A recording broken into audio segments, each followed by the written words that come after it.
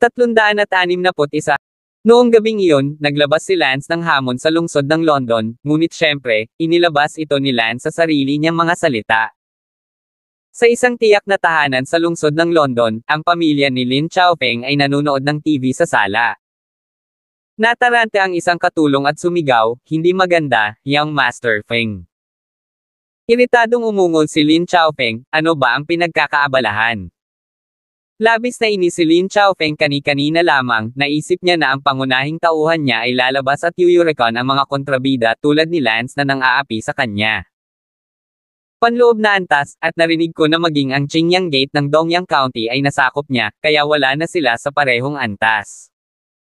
Young Master Feng, si Lance ay nag-post sa London Window tungkol sa iyo. Inabot ng lingkod na iyon ang tablet kay Lin Chaopeng. Si Lin Chaopeng ay galit na kinuha ito upang tingnan ito, at sigurado. Lin Chaopeng? Ako si Lance? Tinuturuan ko ang aking kasintahang si Sally na magsanay ng martial arts sa nakalipas na kalahating buwan, sa palagay ko ay malapit na akong matapos, gusto kitang hamonin, Lin Chaopeng, tanggapin mo ang hamon ng aking kasintahan. Bukas ng tanghali, sa London City's People's Square. Matapos basahin ang post ni Lance, naramdaman ni Lin Chaopeng na nag-iinit ang kanyang mukha sa sakit. Galit na galit ang lolo ni Lin Chaopeng na si Lin Changbing matapos basahin ang post. Itong si Lance, kahit tamaan niya ang mukha mo, gusto niya bang tamaan din ng girlfriend niya ang mukha mo? Galit na galit din si Lin Chaopeng, nagngingit si Lin Chaopeng at sinabing, "Lance, fuck you, tinapakan mo ako, inaamin ko, pero kalahating buwan mo na akong tinuruan, at gusto mong tumapak ang girlfriend mo. Ako Lin Chaopeng, ay troto mo ako Lin Chaopeng ay madaling i-bully, di ba?" Sinabi ni Lin Chaopeng, "Chaopeng, hindi na kailangang maging magalang bukas, maging walang awa hanggat gusto mo," si Lance ang nagdala nito sa kanyang sarili. Hindi ka kasing galing ni Lance, ngunit hindi ka basta-bastang kuting o tuta. Tumuntong. Oo, lolo, gagawin ko.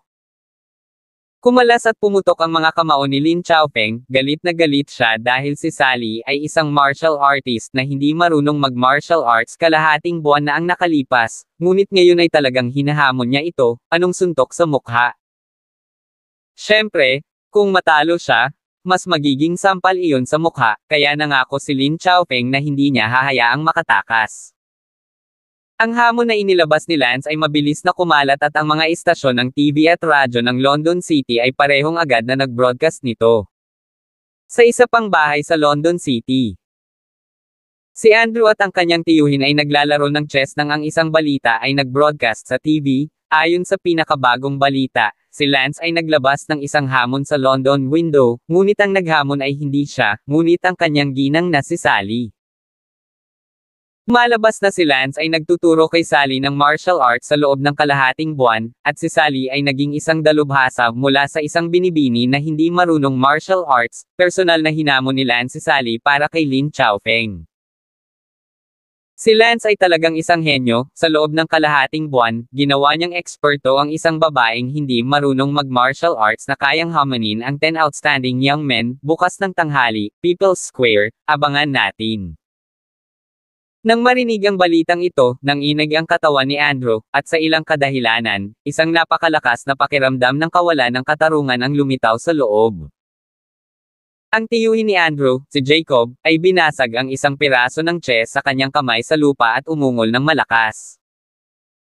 Malungkot na sinabi ni Jacob, sa loob lamang ng kalahating buwan, ginawa ni Lance ang kanyang babae, mula sa hindi niya magawang martial arts hanggang sa kayang hamonin ang 10 outstanding young men. Ikaw, sa kabilang banda, ay naging disipulo niya para sa gayon. Mahaba, at hanggang ngayon, hindi ka pa umabot sa level 30. Andrew, magsalita ka para sa sarili mo. Hindi ba masyadong malayo si Lance? Masakit na ibinaba ni Andrew ang kanyang ulo at malungkot na sinabi, "Tito, itigil mo na ito."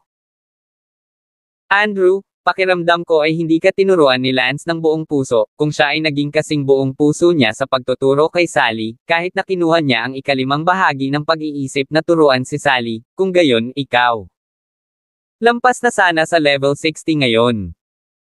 Tingnan mo si Sally, maabot ito ng sinumang hindi marunong martial arts, habang ikaw ang eksperto sa henyo ng paaralan, ganap na mas mahusay kaysa kay Sally. Napaka-unfair, ginawa ako ni Lance, don't feel so bad for him. Galit na sabi ni Jacob. Nairita rin si Andrew, wala pa siya sa level 30 si Sally ay umabot na sa level 60 o 70 sa loob lang ng kalahating buwan, ang malaking pagkakaibang ito ay tila nagpawala sa isip ni Andrew. Naramdaman ni Andrew na si Lance hindi niya nagawa ang lahat para sa kanya, kung hindi, tiyak na malalampasan niya si Sally. Andrew, ano ang gagawin mo? Sinamba mo si Lance bilang iyong Panginoon at napaka-unfair niya, hindi ako masaya para sa iyo bakit hindi mo siya tawagan ngayon at sabihin sa kanya ang iyong sama ng loob, dapat mong sabihin sa kanya, hindi mo may tatago sa puso mo. Payo ni Jacob. Saglit na nag-alinlangan si Andrew, naramdaman din ang sakit ng paghawak nito sa kanyang puso, kaya tumango siya at tinawag si Lance. Hey, Andrew! Hindi nagtagal ay natanggap ni Lance ang tawag ni Andrew. Master! Master! Halos ayaw ni Andrew na tawagin ang salitang master, pakiramdam na hindi karapat-dapat si Lance. Andrew, ano ang sitwasyon? Naramdaman ni Lance ang tono ni Andrew. Nilakasan ni Andrew ang kanyang lakas ng loob at sinabing, Guro, narinig ko na ang lakas ni Sally ay umabot na sa level 60 o 70, totoo ba iyon? Tama. Nang makuha ang personal na pag-amin ni Lance, nanlamig ang puso ni Andrew. Guro, si Sally ay hindi marunong martial arts noon, ngunit ngayon ay maaabot na niya ang ganoong kalakas na antas sa loob lamang ng kalahating buwan, bakit ang tagal na kitang sinasamba, ngunit hindi ko man lang maabot ang antas? 30. Tanong ni Andrew, na may medyo nagtatanong na tono sa kanyang boses. Naramdaman ni Lance ang nag-aatubili na pagtatanong ni Andrew, kaya ngumiti siya at sinabing, Andrew, si Sally ay nilikha ko ng buong lakas, kaya naabot ko ang antas na ito sa loob ng kalahating buwan. Andrew, nagsisikap ka rin, basta't masipag ka, maaabot mo rin ito balang araw. Good. Walang ibang gustong sabihin si Andrew, pakiramdam niya ay walang init ang kanyang puso. Pagkababa ng telepono, winasak ni Andrew ang telepono at umungol, Lance, napaka-unfair mo, hindi ka karapat-dapat na maging Panginoon ko.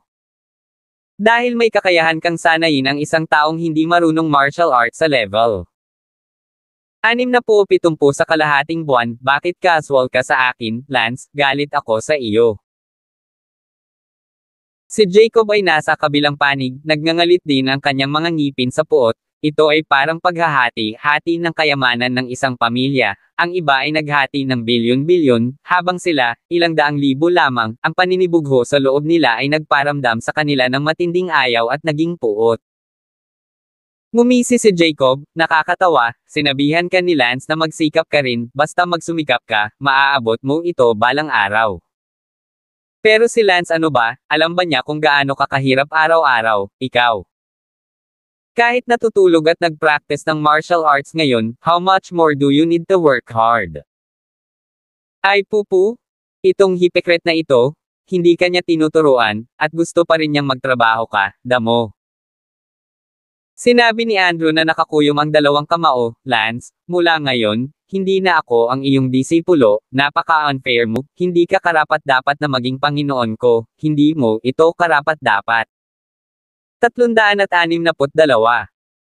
Kinabukasan sa tanghali, maraming tao ang nagtipon sa People's Square, lahat ay naghihintay upang makita ang tunggalian sa pagitan ni Sally at Lin Chaofeng. Marahil ang ikinakuryos ng lahat ay hindi kung kaya o hindi matalo ni Sally si Lin Chaofeng, ngunit kung talagang gumugol ng kalahating buwan si Lan sa pagtuturo sa isang taong hindi marunong sa martial arts na maging isang malakas na eksperto. Sa isang sulok ng People's Square, dumating na rin si Andrew at ang kanyang tiyuhin na si Jacob. Kung hindi ko ito nakikita ng sarili kong mga mata, palagi akong nahihirapang paniwalaan. Oo, kalahating buwan para turuan ang isang taong hindi marunong martial arts sa 60 o 70 level expert, katawa-tawa iyon. Kung talagang ginawa ito ni Lance, kailangan kong hanggan siya. Sa gitna ng usapan ng lahat, sumapit ang oras sa tanghali. Si Lance ay nagmaneho ng kanyang sasakyan patungo sa People's Square. Nandito na sina Lance at Sally, lumayas ka sa harapan. Sigaw ng isang lalaki, at bigla na lang, ang mga tao na napapaligiran ng baha ng mga tao ay automatikong gumawa ng paraan para sa kanila. Kaya lang, hindi lumakad sina Lance at Sally, tumalon si Lance sa gitna ng plaza, nagpapakita ng kagaanan at tinatapakan ang ulo ng mga tao. Nang makita ito ni Sally, tumalon din siya, nagpagon, at tumapak sa mga ulo ng mga manunood hanggang sa gitna ng plaza. Wow! Si Sally ay marunong magsagawa ng magaan na mga kasanayan, tila, ito ay totoo. Nang makita ng lahat si Sally na gumaganap ng magaan na kung fu, napahiyaw sila at tumingin kay Sally na walang iba kundi selos. Bakit nagkaroon ng magandang buhay si Sally para gabayan ni Lance, mula sa hindi niya magawang martial arts hanggang pagiging eksperto? Si Lin Chaofeng ay nakatayo na sa gitna ng plaza, nang makitang paparating sina Lance at Sally. Ang mukha ni Lin Chaofeng ay hindi kanais-nais habang siya ay umuugong, nandito na kayo. Sinabi ni Lance, Lin Chaofeng, ngayon ay nakikipagduel sa iyo ang aking kasintahan, hindi para sadyang pontirya ka, na ginawa kang numero 1 eksperto sa 10 natatanging kabataan, sige, magsimula tayo. Kinagat ni Lin Chaofeng ang kanyang mga ngipin. Kinabahan si Sal Liten at inilabas ang kanyang espada. Sigaw ni Lin Chaofeng at tumalbog sa kanyang mga paa, pinatay siya sa isang napakalupit na galaw. Sa unang pagkakataon ni Sally na makipaglaban sa isang tao, agad-agad na naging abala ang kanyang mga kamay at paa na halos hindi niya maihagis ang kanyang espada. Si Sally ay sinaksak ni Lin Chaofeng sa braso sa unang hakbang. Sumigaw si Lance, Sally, nakatayo ako dito ngunit hindi kita tutulungan, ikaw ay mag-isa, huwag mo pang gamitin ang iyong kakayahan sa espada. Tumingin si Sally kay Lance nang may paglala. Sa sandaling iyon, muling pumatay si Lin Chaofeng. Kaagad, hinayaan ni Sally na magbago ang kanyang isip at mabilis na pumasok sa isang estado ng pag-iisip at nagsimulang harapin ang pag-atake ni Lin Chaofeng. Nalaman ni Sally na mukhang hindi ito kasing hirap gaya ng inaakala niya, parang gumagalaw ang espada ni Lin Chaofeng, palagi siyang makakahanap ng kapintasan at sa gayon ay masira ito. Si Sally ay puno ng kumpiyansa, tila ang 10,000 Buddha Sacrifice Sword na itinuro sa kanya ni Lance ay talagang malakas. Sa sandaling ito, si Lin Chaofeng ay hindi gaanong kalmado. Oh my God! Paano nangyari ito? Bakit napakatuso? Nakakalito ang kilos ng espada ni Sally. Swoosh swoosh. Wala pang isang minuto, nakapagpalitan na sila ng isang dosenang galaw, at si Sally ay unti-unting nagkakaroon ng mataas na kamay mula sa kanyang discomfort sa simula, hanggang sa kanyang kagalingan sa paglangoy sa likod. Leroy, halika, muntik ka ng manalo. Sigaw ni Bella habang nakatayo sa tabi ni Lance. Lumitaw ang noo ni Lin Chaofeng. Pinagpapawisan, grabe sa loob. Sigaw ni Lin Chaofeng at nagsimulang umatake ng walang buhay. Sa sandaling ito, natagpuan ni Sally ang isa sa mga pinakamalaking depekto at agad na gumamit ng napakalakas na galaw ng 10,000 Buddhas offering flower sword. 10,000 Buddha isang katok. Klang! Ang espada ni Lin Chaofeng ay lumipad sa lupa, at itinutok ito ni Sally sa lalamunan ni Lin Chaofeng. Natahimik ang mga tao, hindi makapaniwala na talagang natalo ni Sally ang una sa 10 natatanging kabataan. Si Sally mismo ay medyo hindi makapaniwala at mapangarapan, tanging ang mukha lamang ni Lance ang napakakalma. Si Lance ay lubos na nasisiyahan sa pagganap ni Sally. Tuwang-tuwang tanong ni Bella, Lance, ano sa tingin mo ang performance ni Sally? Mabuti, siya ay napakatalino at maliwanag, ang aktwal na pakikipaglaban ay iba sa regular na pagsasanay sa espada, at ang improvisasyon ay napakahalaga. At si Leroy, hindi niya ako binaygo. Nakangiting sabi ni Lance, naalala nito kay Lance ang dati si Andrew, tinuruan ni Lance si Andrew ng tungming sword technique. Pagkatapos ay nakipagduel si Andrew kay Ben, gayunpaman, nadismaya si Lance kay Andrew noong panahong iyon. Malayo ang pangunawa ni Andrew kaysa kay Sally. Sa kasamaang palad, hindi alam ni Andrew na ang 80% ng kakayahan ni Sally na maging napakalakas ay dahil sa sariling pangunawa ni Sally, hindi dahil sa buong pagtuturo ni Lance. At ngayon, sa isang sulok, ang puso ni Andrew ay napuno ng galit at kalungkutan nang makita niyang napakalakas talaga ni Sally. Ang tiyuhin ni Andrew na si Jacob ay nakangising tanong, Andrew, ang profound sword technique na ginawa ni Sally kanina lang, hindi ka tinuruan ni Lance, di ba? Galit na sinabi ni Andrew, hindi, paano niya ako tuturuan ng napakalalim na pamamaraan ng espada, kinuha niya ako bilang kanyang disipulo, ngunit nagpapanggap lang siya bilang isang contestant sa paaralan. Lance, kahit na si Sally ay isang magandang babae, ikaw can't do it so unfairly. If you are a little more attentive to me as well, then it will be me who defeats Lin Chaofeng today. Why do you have to be so unfair? Why? Just because I am a man and not isang magandang babae. Si Andrew ay nasa malayo, nakatingin kay Lance na may galit na mga mata, at habang iniisip ni Andrew kung gaano kalakas si Sally, mas nagiging seloso at hindi makatarungan ang kanyang puso. Let's go? Go home. Sa mata ng lahat, sina Lance at Sally Bella, silang tatlo, ay nagmaneho palayo. Tuwang-tuwa si Sally at sunod-sunod na hinalikan ang mukha ni Lance. Hindi na kailangang tumingin sa akin kaya salamat, Leroy, naisip ko noong una na hindi mo dapat talunin si Lin Chaofeng, ngunit ang hindi ko inaasahan ay natalo mo siya. Si Lin Chaofeng ay natanggap sa ang Martial Arts Academy, pero napakataas ng comprehension mo, at ang kakayahan mong mag-improvise at magbago ng isip ay lampas sa inaasahan ko. Ilang beses kong naisip na masasaktan ka, pero ang resulta, biglang nagbago ang isip mo at pagkatapos. Nanag. Sally, magaling ka? Siguradong magiging malakas kang manlalaro sa hinaharap, talunin ang kapatid mong si Winnie, sa tingin ko hindi ito mahirap na gawain. Ma'am.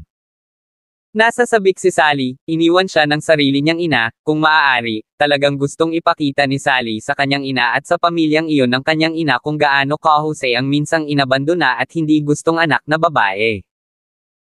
Tila nakita ni Lance ang kahulugan sa mga mata ni Sally at ngumiti sa kanya, nag-aalok ng pampatibay loob. Alas 3 ng hapon, bumangon si Lance mula sa kanyang lunch break. May tao ba sa bahay? Sigaw ng isang tao sa labas ng villa. Delivery man, is anyone home? Nang walang sumagot, naghiyawan ulit ang mga tao sa labas. Karaniwang ang pagpapahayag ng mga bagay na ito ay pinangangasiwaan ni Auntie Mina, Eden at ng iba pa, ngunit ngayon ay nagpunta sila sa supermarket upang bumili ng mga bagay, kaya wala sila sa bahay. 363. Lumabas si Lance at nakita ng surir si Lance at ngumiti, Senior Tang, may delivery mula sa bahay mo, please sign for it. Oh! Hindi gaanong nag-isip si Lance, iniisip na may binili si Sally. Matapos pirmahan ito, kinuha ni Lance ang surir box at pumasok sa bahay. Bumaba sina Sally at Bella mula sa itaas, lahat sila ay natutulog ng magkasama sa mga araw na ito at nagiging mas komportable sa isa't isa. Sino ang surir? Wala sila dito. Bakit walang pumirma dito? Tanong ni Sally Brown. Pumunta sila para bumili ng mga item, hindi ba sa iyo ang delivery na ito? Sabi ni Lance. Umiling si Sally, kinuha ni Sally ang surir at nalaman na ito ay medyo misteryoso na walang postal address, kaya hindi napigilan ni Sally na buksan ito. Sa sandaling binuksan ito ni Sally, ang surir package ay biglang gumawa ng mabilis na drip-drip-drip na tunog. Hindi maganda. Naramdaman ni Lance ang panganib. Mabilis na nag-react si Lance at mabilis na hinawakan sina Sally at Bella at nagmamadaling lumabas ng pinto. Gayunpaman, si Lance ay hindi pa nagmamadaling lumabas ng gate, isang malakas na putok sa kanyang likuran, ang express ay sumabog, isang alon ng init ang nagmula sa likuran, at ang lakas ng pagsabog ay nagtulak ng marahas sa tatlong Lance. Ang isang segundo upang tandaan na basahin ang libro. Agad na sinangga ni Lance sina Sally at Bella mula sa apoy ng pagsabog at nagmamadaling lumabas ng pinto. Nakaramdam ng init at sakit ang likod ni Lance, ang isang piraso nito ay nasunog sa apoy ng pagsabog. Bago huminto sa labas ng villa, bumagsak ang villa sa likod nila ng kasabay ng dagendong. Isang magandang villa, naging guho. Oh my God, paano nangyari ito? Parehong tanga sina Sally at Bella. Tiningnan ni Lance ang dalawa at nakitang maayos sila. Tiningnan ni Lance ang bilya na naging mga guho, ang kanyang galit ay nag-aapoy. Sino yan? Sigaw ni Lance, kung hindi dahil sa mabilis niyang reaksyon, si Sally ay tuluyan ng nabugbog ng bombang iyon, dahil kakatanggal lang ni Sally ng express package noon, nasa kanya pa rin ang package. Kamay ah! Parehong pinagpapawisan sina Bella at Sally, at labis na nalungkot nang makita nilang namumula ang likod ni Lance. Lance, sino ang naghatid ng express parcel? Bakit? Tanong ni Mavis Lee na may pintig na puso. Hindi ko alam. Kinagat ni Lance ang kanyang mga ngipin at umiling, naisip ni Lance na sa kanyang kasalukuyang kapangyarihan, ang buong itim at puti ng Dongyang County ay nagkakahiwalay, ang ganitong uri ng bagay ay imposible, ngunit nangyari ito. Hindi nagtagal, nagdagsaan ang mga tao mula sa lahat ng direksyon, dumating din ang mga reporter mula sa London City, at bumalik si Kent nang malaman niya ang balita. Lance, how's it going? Any casualties? Kent Brown tapos busy. Sinabi ni Lance, huwag kang mag-alala, Tito Kent, okay naman kaming tatlo, at medyo nasunog lang ang likod ko. Sina Auntie Mina at Eden at Adan, kaming tatlo, ay nagkataong pumunta sa supermarket upang bumili, kung hindi, mahirap sabihin. Ang puso ni Lance ay nag-uumapo sa galit, kung hindi lumabas sina Auntie Mina, Eden at Adan, kung gayon ang tatlo sa kanila ay namatay na, hindi mailigtas ni Lance ang napakaraming tao. Salamat sa Diyos, walang napatay. Nanalangin si Kent bilang pagdiriwang, hindi mahalaga kung wala na ang bahay. Tiningnan ni Lance ang mga guho na may malungkot na mukha, nanumpa si Lance na iimbestigahan niya ang bagay na ito. Nang wala na ang bahay, si Lance at ang iba ay wala ng bahay na mauuwian. Ang pangalawang hallmaster ng Zunlong Hall, Lin ay abala sa pagsasabing, Hallmaster, ang Zunlong Hall ay may hindi nagamit na manor na tinitirhan. Tumango si Lance.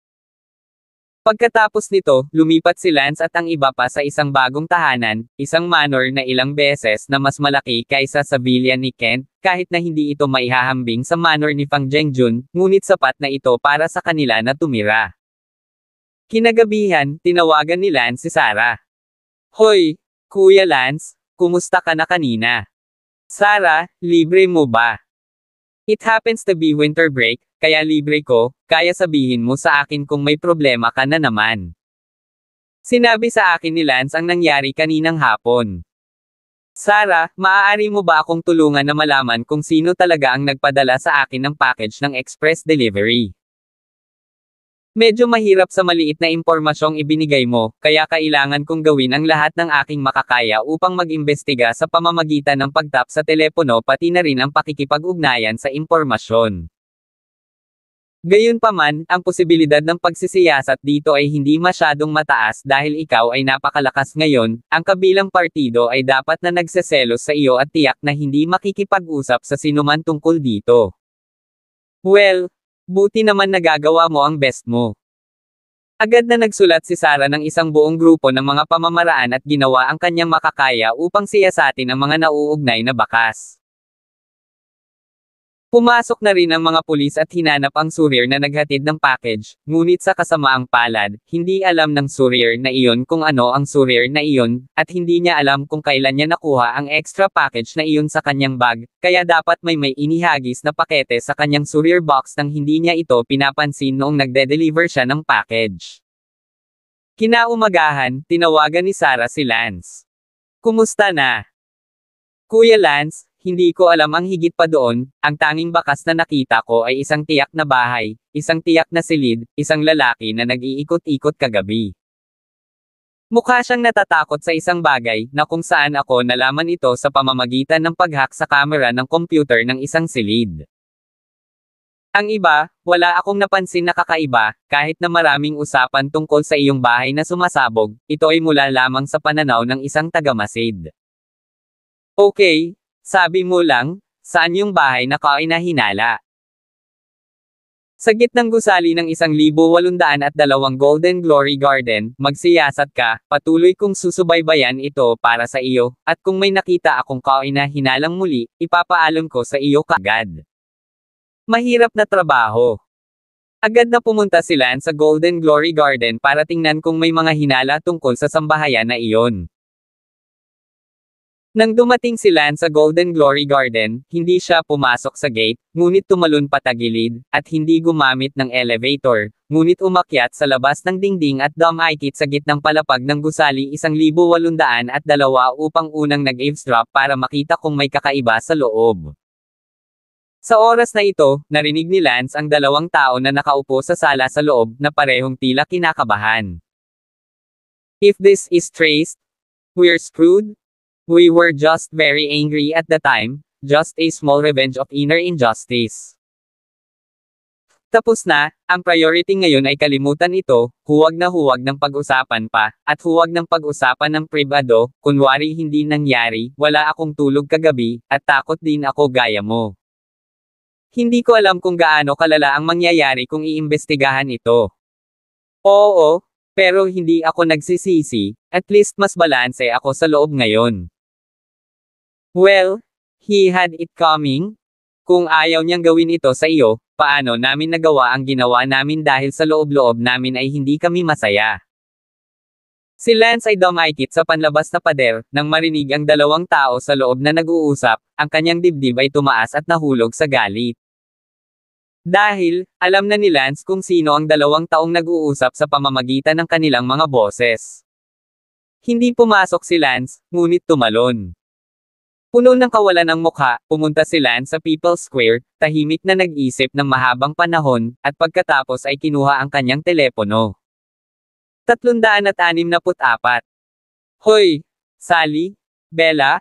Pumunta kayo kaagad sa People's Square, alam ko na kung sino ang naghatid ng delivery." Pagkatapos tumawag, nag-dial si Lance ng isa pang numero at ipinaalam din sa kabilang partido na pumunta sa People's Square. Makalipas ang kalahating oras, sina Sally at Bella ang unang dumating sa People's Square. "Lance, sino ang naghatid ng surir? Nasaan ang mga tao?" Si Sally ay abala sa pagtatanong. Sinabi ni Lance, malapit na silang dumating, sana ay kusa silang dumating, ngunit kung hindi sila lalapit at tumakas sa halip, huwag mo akong sisihin. Pagkalipas ng 5 minuto, pumasok si Andrew at ang kanyang tito Jacob.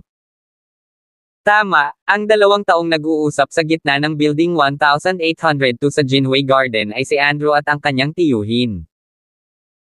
Nakilala sila ni Lance sa tunog ng kanilang mga boses, ngunit, sa oras na iyon, si Lance ay nanlamig at hindi inisip na ito ay may kaugnayan kay Andrew, kaya hindi muna siya pumasok, ngunit tinawag sila dito. Nagtakbuhan sina Andrew at Jacob, at nagtanong si Andrew na parang walang nangyari, "Master, ano po ba ang biglaang tumawag sa amin?" Kahit na gustong kumalma ni Andrew, mabilis pa rin ang tibok ng kanyang puso. Tanong ni Lance, "Bakit?" Unang website mi 1/4 consyo 8. Net. "Ah, Master, ano bakit?" Tulala rin si Andrew at sinabing, "Say, bakit ka nagpadala ng bomb express sa akin? Andrew, you and I are at least destined to be a registered disciple, it really hurts me, why?" Durog-durog na tanong ni Lance. "Dibisyon. Huwag mo nang tawagin ang salitang master, hindi mo ito deserve." Nanginginig ang katawan ni Andrew, sigurado, alam na ni Lance, mabuti ang sinabi niya, hindi maganda kung bigla siyang tawagin, sigurado. Mabilis na tumakas sa lungsod ng London, ngunit gusto pa rin ni Andrew na sumugal na hindi alam ni Lance ang tungkol dito, kung hindi siya tinawag ni Lance dahil dito, sa pamamagitan ng pagtakas, aaminin niya ito. Sa kasamaang palad, natalo si Andrew sa sugal, at talagang tinawag siya ni Lance dahil sa bagay na ito. Sabihin, bakit? Sigaw ni Lance. Namumula ang mga mata ni Andrew habang ngumuso, "Lance, aminado akong impulsive ako sa pagbibigay sa iyo ng bomba, pero gusto ko pa ring sabihin na magiging impulsive ako at wala itong kinalaman sa ginawa mo. Lance, kapag una mo akong tinanggap bilang isang alagad, nakipagkawtaw ako sa iyo sa harap ng buong paaralan, ngunit ano ang nagawa mo para sa akin? Hindi mo man lang ginawa ang lahat ng iyong makakaya para sa akin, halatang taglay mo ang ganoong kalakas na kakayahang magturo sa isang taong di ko alam ang martial arts, pero ikaw, hindi mo ako tinuruan nito. Wala kang ginawa sa akin kundi turuan ako ng isang set ng tungming sword technique, naging perfunctory ka lang, kinuha mo lang ako bilang alagad. Para lang magkunwaring contestant sa school.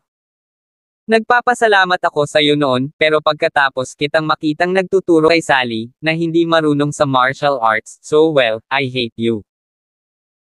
Lance, it's your unfairness that makes me hate you. I'm highly unhappy inside. I gave you a bomb package. I couldn't hold back to do it. Since you already know that, I'm not afraid to admit it. Ano ang gusto mong gawin ako? Isa lang akong langgam sa mga kamay mo. Ha ha ha. Isang malakas na tawa ang pinakawalan ni Lance na puno ng pagkabigo. Andrew, kahit na tinatawag mo akong master, inaangkin ko na wala. I'm sorry. Chill lang ako. Chilling. Lance, kung naipakita mo sa akin ang kahit isang 10 bahagi ng puso mo para sa pagtrato kay Sally, hindi ako magiging masama, dahil ginawa mo akong yumuko at lumuhad at tinawag kang master, ngunit wala kang pagnanais na turuan ako, at naglakas loob ka pa ring sabihin ang salitang chilling. Malamig na tumawa si Andrew. Sinabi ni Lance, Andrew, nabulag ka ng selos, at ang katotohanang nagseselos ka kay Sally sa loob ay naging isang lobo na may puting mata. Okay, sasabihin ko sa iyo ngayon, ang una dahilan kung bakit mabilis na lumaki si Sally, buong lakas ko itong binuo, ginamit ko ang sarili kong lakas para tulungan siyang i-unblock ang kanyang mga meridian. Pangalawa, itinuro ko sa kanya ang malalim na panloob na mga diskarte sa puso at espada, ang sariling mga ugat ni Sally. At ang mga buto ay mahusay. Pang-apat, ang pangunawa ni Sally ay napakataas, lalo na kapag nakikipag-duel kay Lin Chaofeng, ang kakayahang mag-improvise ay hindi maihahambing sa iyo Andrew. Napabuntong hininga si Andrew, talaga. Kung si Sally ay napakatalino at may ugat, bakit hindi niya alam ang martial arts noon? Hindi ba't master ang tawag ko sa iyo? Nakagawa ka ng kawalan ng katarungan at sophomoric pa rin, hypocritical to the extreme. Ngumisi si Lance, dati si Sally ay may sakit na sipon at hindi marunong mag-martial arts. Bukod dito, kahit na ito ay isang personal na disipulo, hinding-hindi isasakripisyo ni Master ang kanyang panloob na lakas upang i-unblock ang mga meridian ng isang disipulo. Hindi mo ba iniisip na ito ay katawa-tawa na ikaw, Andrew, isang rehistradong disipulo, ay walang kabuluhang susubukan kung i-unblock ang iyong mga meridian? Gayon din, Andrew, ang iyong talento at pag-unawa ay labis akong nadidismaya. Isang set ng isang simpleng tungming sword technique na iyong nasanay sa napakatagal na panahon para maabot ang antas na ito, sa palagay mo ba, sa tulad mong pangunawa, mauunawaan mo ito kung ituturo ko sa iyo ang mas malalim na internal heart technique at ang 10,000 Buddha sacrificial flower sword technique? Nanginginig ang katawan ni Andrew, na para bang tinusok siya sa masakit na lugar. Sinabi ni Lance kay Sally, Sally, susanayin ko muli ang tungming sword technique sa harap mo, na hindi ko na ituro sa iyo. Pagkatapos kong magsanay, makikita mo kung gaano mo naiintindihan. Pagkatapos sabihin iyon, in-rehearse ni Lance ang tungming sword technique sa mismong lugar. Matapos tingnan ito ng isang beses, nakita ni Sally na napakasimple nito kaya naintindihan niya ito ng sabay-sabay. Sally, sanayin mo ito minsan sa harap ni Andrew para ipakita sa kanya, para makita niya ng matagal kung paano isinasagawa ng isang taong may mataas na antas ng pangunawa ang pamamaraang ito ng espada. Good. Tumango si Sally at agad na nag-ensayo ng tungming sword technique na napanood niya sa harap ni Andrew. Ang katawan ni Andrew ay malambot at nanghihina na ngayon habang nakaupo siyang paralisado sa lupa. Oo. Matagal na niyang sinasanay ang tungming sword technique, at hindi niya matutumbasan kung gaano kaiba ang sword technique na ito, na ginawa ni Sally, mula sa isa na ginawa niya. Nagtanong si Lance, Andrew, buksan mo ang iyong mga mata ng aso at makakita ng malinaw. Alam mo na ba ngayon kung gaano kahirap ang iyong pangunawa sa harap ni Sally? Matagal ka nang nagsasanay ng isang set ng mga diskarte sa espada, hindi ito kasing ganda ng kung isang beses lang itong binasa ng isang tao. Sa iyong pangunawa, isang malaking pabor na para sa akin na tanggapin ka bilang isang rehistradong disipulo at turuan ka ng isang set ng espada. How dare you expect me to teach you anything? Tungming sword technique, ilang beses ko itong sinanay bago mo halos maalala, 50 beses, 50 beses bago mo ito halos maalala. Kung ibang tao, 50 beses ba siyang nag-ensayo para lang turuan ang isang tao ng swordplay? Hindi, I'm afraid I'm asking you to copy the text 50 times now, and you won't even want to. Ako naman, 50 times na paulit-ulit na nag-ensayo para turuan ka para maalala mo, isang sword technique na hindi ko pa nagamit ng napakaraming beses sa aking buhay. At iniisip mo pa rin na hindi ako patas, at padalhan mo ako ng mga bomba, at tinatawag akong mapagkunwari, at may lakas ng loob na magselos na napakalakas ni Sally. Gawa ba ang pisngi mo? 365. Si Andrew ay pinapagalitan na ngayon ni Lance, na parang binuhusan ng isang kaldero ng malamig na tubig sa kanyang ulo. Ngayong naisip niya muli, kinasusuklaman niya si Lance, napakatanga nito. Ang talento ni Sally ay mas mataas kaysa sa kanya, at siya rin ang kasintahan ni Lance, wala siyang halaga kay Andrew. Siya ay napakahina sa pagsasanay ng isang simpleng tungming sword technique, at naisip pa rin niya na si Lance ay magtuturo sa kanya ng isang bagay na mas malalim. Maging ang tiyuhin ni Andrew, si Jacob, ay tanga. Master, pasensya na, nagkamali ako, patawarin mo sana ako. Lumuhad si Andrew sa harap ni Lance. Kung tatawagin mo akong master ulit, I promise to kick your teeth in. I'm just said that you don't deserve to be called master 2 words. Umiyak si Andrew, Master, mali talaga ako. Bang! Lumipad si Lance kasabay ng isang sipa at talagang sinipa ang ilan sa mga ngipin ni Andrew. Sinabi ni Lance, Andrew, naaalala ko na ngayon na ikaw ang rehistradong disipulo ko noon, kasama pa ang katotohanang walang namatay sa bombang ito, liligtasan kita at kumilos sa hinaharap. Tumalikod si Lance at naglakad palayo si Sally Bella. 3 tao, kung ibang tao, hindi titigil si Lance hanggang sa siya ay baldado. Sinabi ni Sally, masyadong murang iligtas siya ng ganito, kung hindi dahil sa mabilis mong reaksyon, kami ni Bella ay nasabog na kahapon. Kalimutan mo na, bigyan mo siya ng pahinga, sabi ni Lance. Umupo si Andrew sa lupa at maluman na umiyak, ginamit sana nila ang impluwensya ni Lance para mamuhay ng maganda sa London City at maaari sanang maghalo ng magandang posisyon sa Zon Long Hall, ngunit ngayon, nasira ang lahat. Sa huli, si Jacob iyon. Si Ming na masyadong nagseryoso sa sarili at hindi malinaw na pumwesto. Nang umuwi si Lance, 2 tao ang naghihintay sa kanyang sala, tiyak na si Leroy Chen na hinanap siya ilang araw na ang nakalipas, pati na rin ang isa pang matandang lalaki. Lance, bumalik ka na. Si Leroy Chen ay abala sa pagbati. Ikaw naman, di ba nasabi ko na sa inyo na nandito pa kayo? Ngumiti si Leroy Chen, Lance, ito ay isa pang elder ng aming pamilya Chen, na tinatawag na Chen Chi, sa pagkakataong ito ay pumunta kaming dalawa dahil may gusto kaming pag-usapan sa iyo. Sige lang. Lance, napakalakas ng iyong talento, balak ka ng aming pamilyang Chen na pakasalan, bilang kilos ng sinseridad, ang pamilya namin ni Chen ay nakipagtipan sa iyo ng isang napakagandang babae, syempre, medyo bata pa siya, 14 na taong gulang pa lamang, anyway, hindi ka nagmamadaling magpakasal, ano sa tingin mo ang pag-aayos muna ng kasal na ito? Sabi ni Leroy Chen. Umiling si Lance at tumawa, hindi ba kayong mga dakilang pamilya ay walang ibang paraan kundi ang pagpapakasal? Oh! Truth be told, coupling is the most reliable. Paumanhin, hindi ako interesado. Direktang tinanggihan ito ni Lance. Sinabi ng isa pang matanda, Lance, tingnan mo man lang ang kanyang larawan bago magpasya. Hindi na kailangan.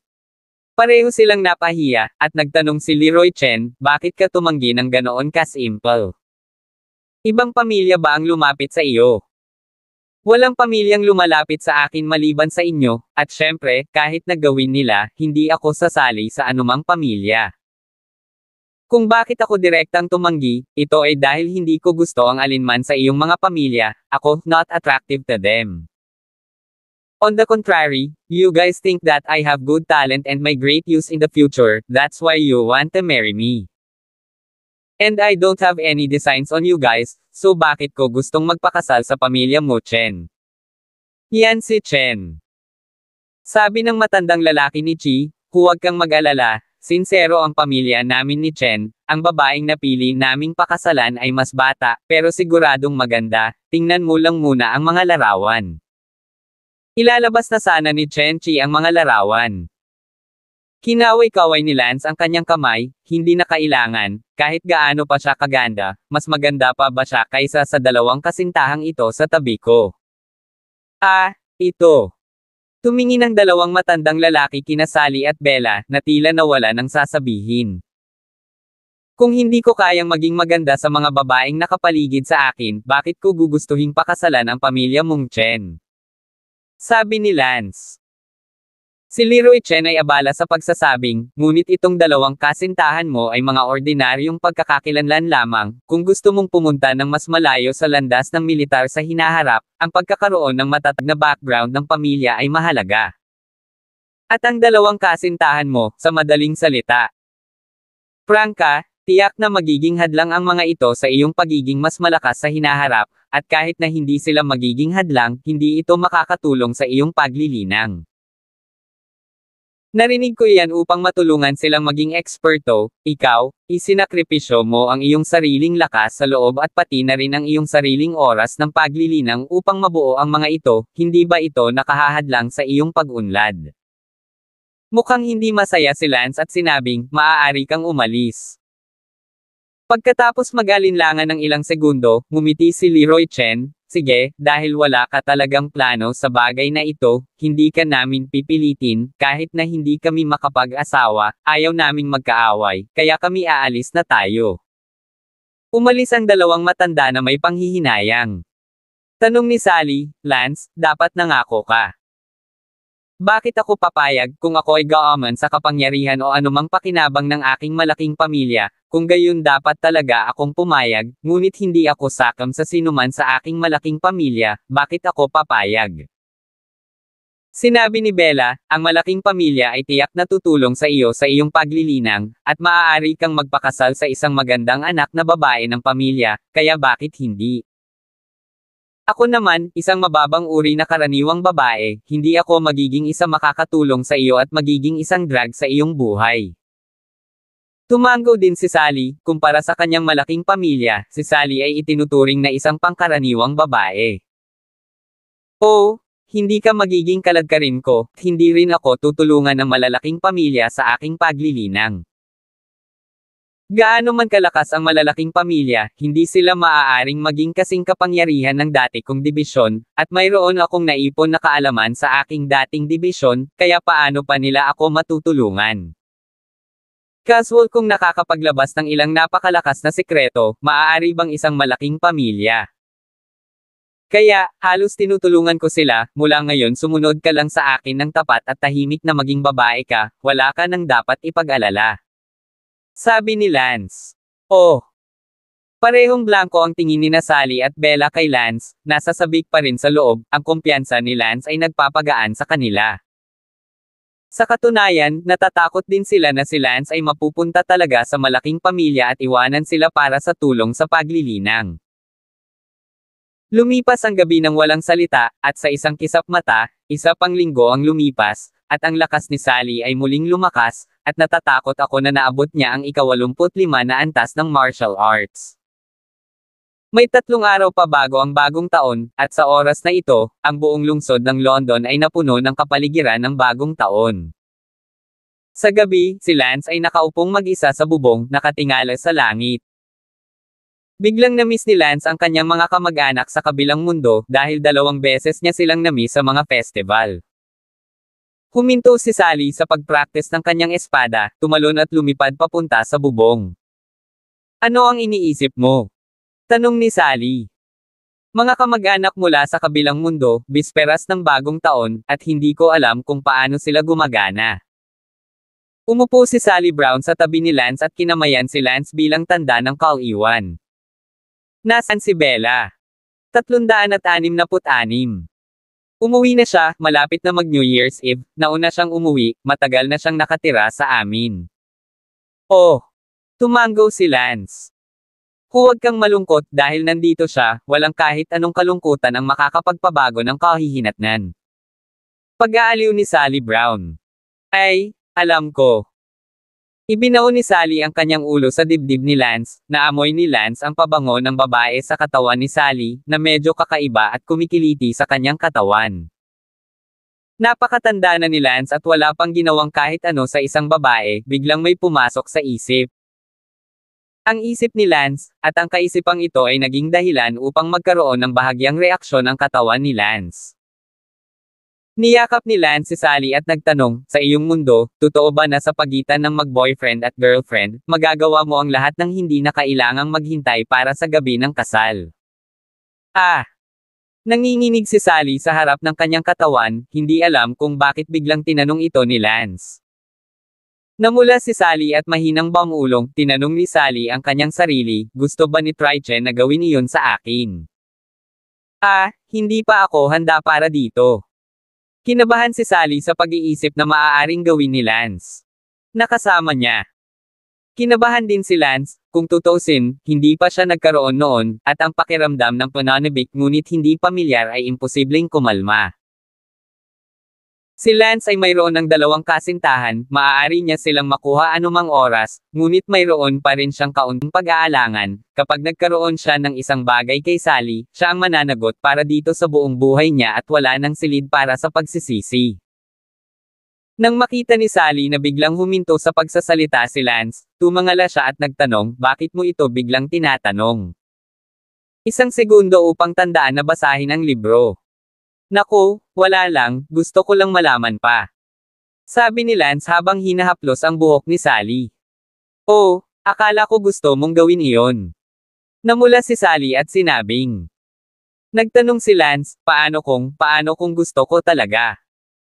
Ikaw, anong ibig mong sabihin? Kung gusto ko talaga, tatanggi ka ba? Ah! Si Sally Brown ay nahihirapang humindi, napakahirap sabihin na tatanggi siya, ngunit hindi ang kanyang panloob na salita, kung paano sasagutin. Ikaw, kung may gusto ka talagang gawin, mahina akong babae, anong magagawa ko, ikaw lang ang mapipilitan. Sabi ni Sally na namumula ang mukha, bagamat hindi niya direktang sinabi na gagawin niya. Di tumatanggi, ngunit ang implikasyon ng kanyang mga salita ay nagpapahiwatig na hindi siya tatanggi, dahil lamang sa kanyang pagkamahiyain ay hindi siya naglakas loob na sumagot ng diretso. Sa kasamaang palad, nabigo si Lance na maunawaan ang kahulugan ng mga salita ni Sally. Naku, huwag kang mag-alala, hanggat ayaw mo, hindi ko pipilitin, casual lang akong nagsasalita. Paninigurado ni Lance. Namula si Sally at walang imak na nakatingin kay Lance. Bakit ganyan ka makatingin sa akin? Kakaibang tanong ni Lance. Sinabi ni Sally Brown, nami-miss mo ba talaga ang mga babae? Ah, hindi. Totoo. Naisip ni Lance na magagalit si Sally at abala sa pagpapaliwanag. I'm not blaming you. Bakit ganyan ang paliwanag mo? 18 ka na, normal lang mag-isip ng girls and you definitely jerk off in private. I've heard that 99% of the boys do. Nahihiyang sabi ni Sally. Tumawa si Lance, ako ang isa pang porsyento isa, hindi pa ako nagkaroon ng isang lumaki. Bakit? Walang dahilan. Hindi naman sa tuwing may gusto kayong babae. Anak, at kung wala kang kasintahan muli, pupunta ka sa mga puto o sa lalaking iyon. Ayoko, at hindi ko alam kung bakit hindi ko gagawin. Oh! Si Sally ay hindi nang ahas na sabihin muli ang paksang ito, medyo nahihiya ito, syempre, lahat ng impormasyon na alam niya ay kung ano ang paminsan-minsang pinag-uusapan ng ilang mga batang babae, walang paraan upang patunayan ito. Gayunpaman, biglang may naisip si Sally, abala sa pagtatanong, hindi, itong katawan mo, hindi ba isinilang na muli? Paano mo malalaman ang matandang Don na iyon, hindi niya gagawin? Ah, oo. Muntik ko nang makalimutan. Ang katawan na ito ay hindi akin dati, kung ganoon, dapat nga. Sinabi ni Sally, posible rin na ang katawan mo na ito ay hindi ang unang pagkakataon, ang dating Lance ay maaaring nagpatutot. Nako, kapag naiisip ko ito, pakiramdam ko ay nasira ang iyong katawan. Sinabi ni Lance, huwag kang mag-alala, ang katawan na ito ay tiyak na hindi kailanman naging patutot, bagamat ang dating Lance ay malabog, wala lang siyang pera para magpatutot. Natawa si Lance, kaya labis, salamat kay Adan at Eden, ang dating Lance ay napakakuripot sa Lance na iyon, kaya lang ang dating Lance ay walang pera para magpatutot, kung hindi, mahirap igarantya. Paano mo nalaman na wala?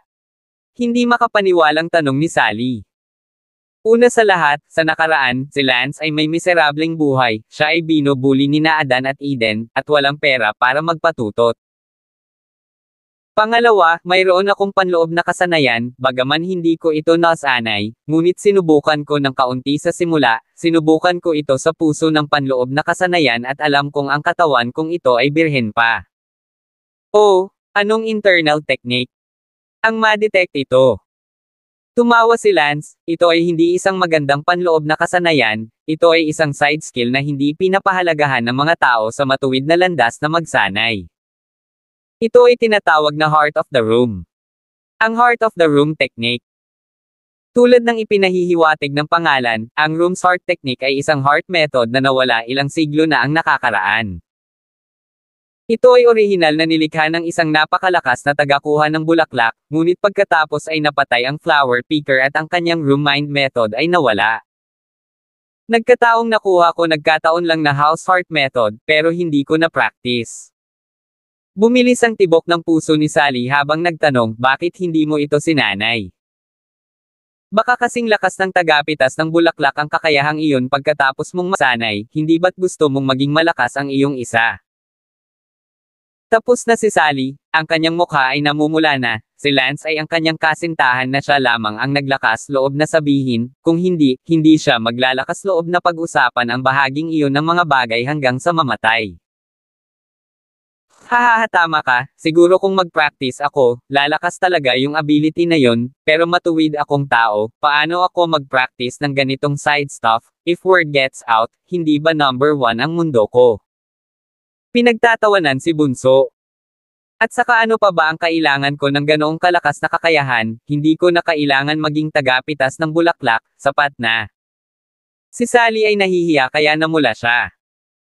Gayunpaman, kahit na nahihiya si Sally, tila hindi siya naiilang na magsalita tungkol sa paksang ito dahil hindi tagalabas si Lance, boyfriend niya ito, kaya ano ang hindi niya masabi. Nang maisip ni Sally si Bella Palan, nahihiya siyang nagtanong, mayroon ka ng dalawang kasintahan ngayon, kami ni Bella. Maya-maya ay makikipag-*X ka sa aming dalawa, hindi ka ba maaaring mag-alala tungkol sa iyo? Ah, Sally? Ang dami mo talagang pinag-isipan, hahaha, ang songgit mo naman oh. Lance teased. Ikaw ang songgit, ang dami ko lang ng ahas na sabihin sa'yo dahil boyfriend kita. Kinurot ni Sally ang baywang ni Lance, habang nagpapanik at tusong nakikipagtalo. Humalaklak si Lance at sinabing, kung talagang hindi ito gagana, ang pinakamasamang maaaring mangyari ay magsasanay ako, hahaha. 367. Hindi ka ba natatakot na pagtawanan ng mga tao sa mundo? Hindi na ako hangin at magagaan na ulap ng dati kong buhay, kaya hindi na mahalaga sa akin, kung ano ang matuwid o kung ano ang masama, hindi na mahalaga sa akin, gusto ko lang na ako at ang aking minamahal ay magkaroon ng isang magandang buhay.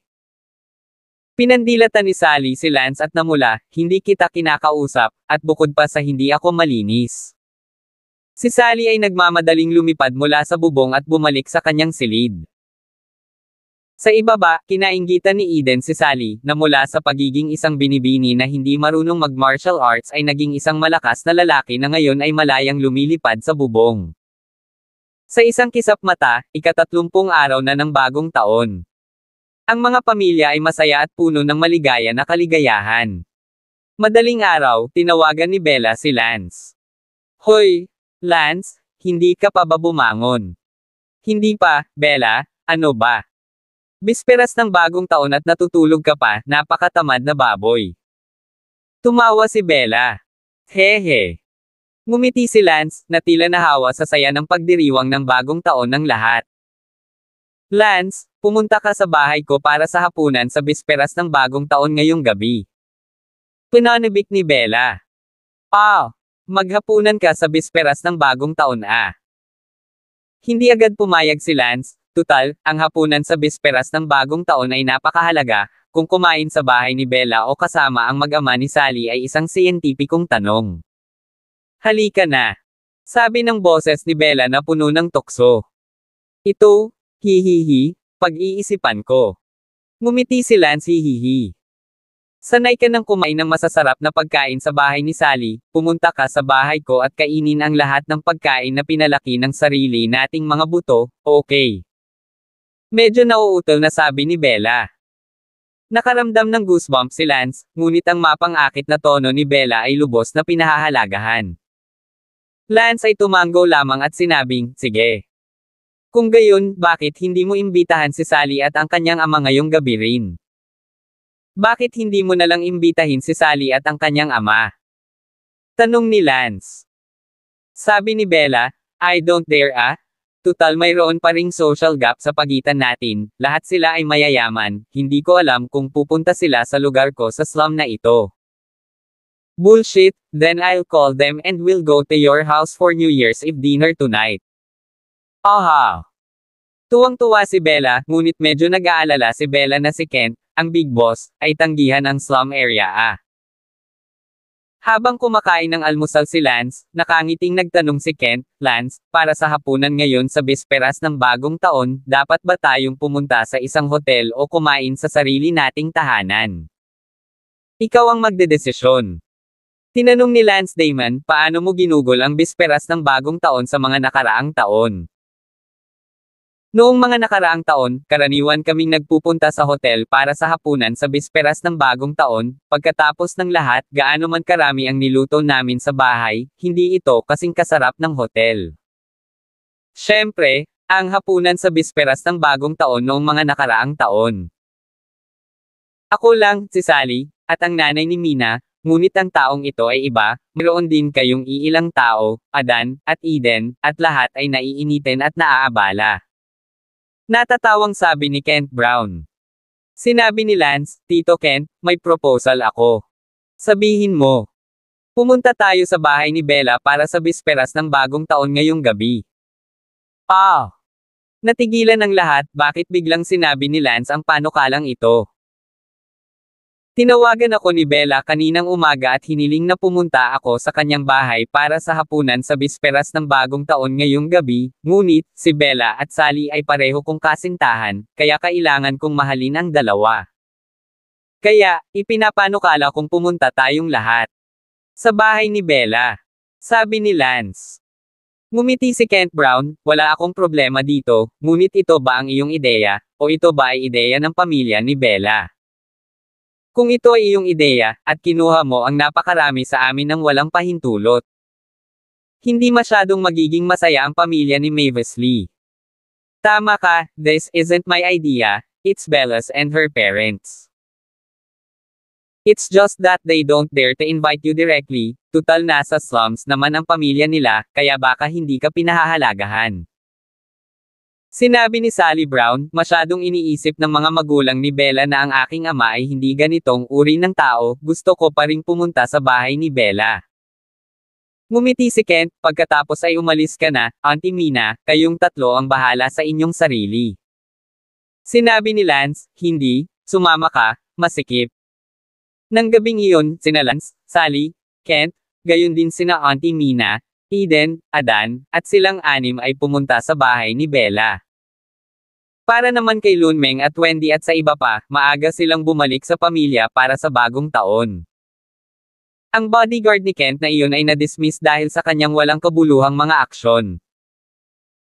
Bagamat ang bahay ni Bella ay nasa isang mahirap na distrito, may mga mahahalagang bisita na dumarating, inayos, malinis at sariwa, at maraming mga parol ang nakasabit, na ginagawang puno ng lasa ang bagong taon.